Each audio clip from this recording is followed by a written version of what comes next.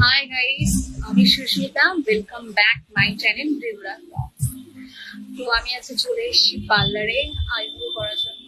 তো অনেক দিন আইব্রো করা হচ্ছে না, তো 1 মাস হয়ে গেছে। ফাইনালি আজকে চলে এসেছি। আমি একা আসিনি, আমার সাথে আছে আমার দিদি। তো আইব্রো করছে, তো দেখতে পাচ্ছ, দেখা যায় আর কি। সেইভাবে আইব্রোটাই করবো আপাতত, এখন হাতে একদম টাইম নেই। এখন আমার একটু বেরাবো, কিছু কেনাকাটার আছে।